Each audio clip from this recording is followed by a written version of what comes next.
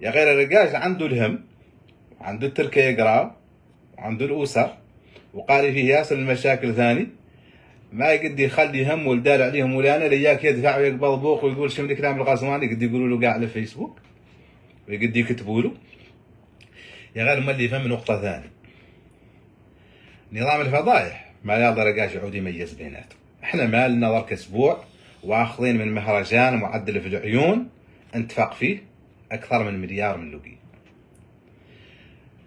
هذه الناس اللي تتكلم ضرك عن وقفة نيويورك ولا تترقى الغزواني في نيويورك، ما شفناهم يتكلموا المسقالو ولا الولد مسقالو اللي له ضرك اسبوع ما الله قاعد لك لهم مسطرات مفتاح ودرك خلطة.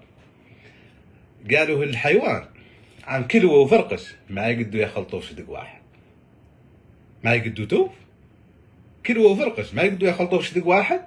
انت ما تقدر تعود 200 علي و200 بي، ولا تقدر تعود كيف الراجل اللي فايت يقول له مكرهني بيك يا شويخ ومقلع لي لبن عاشك، واللي يقبض اصبع من اللي تقبضها كامله. انت اللي تقبض مسقالو ما تيت معيب غزواني الشي، ولا تيت معيب ولا حوير دير الشي، ولا تيت معيب حننا والسيد الشي، ولا تيت معيب والمقة الشي.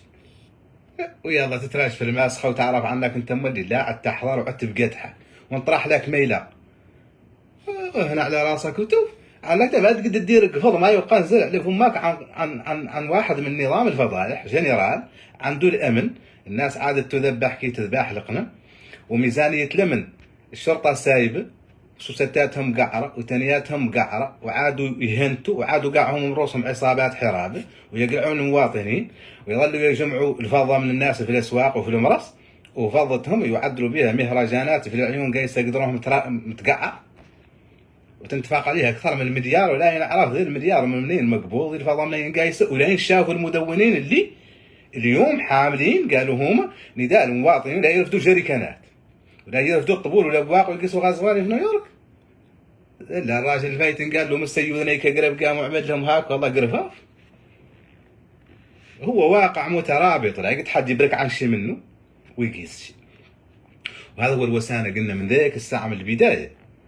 انا سياني عندي ولد الطايب وولد عبد العزيز وولد الغزواني وولد حويرثي ومسقار وحنان والسيدي، الناس كامله ما بين معاها مشاكل شخصيه غير شايف عليهم يعدوا المواطنين الموريتانيين ووكيلهم لحقوقهم.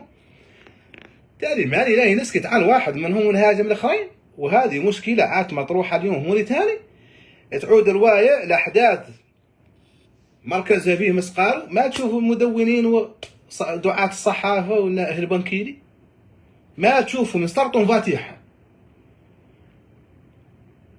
والتمرين ده مالك راجعين تواجههم متباركين مع غزواني والله متباركين مع حنان والسيدي والله واللي حويردي.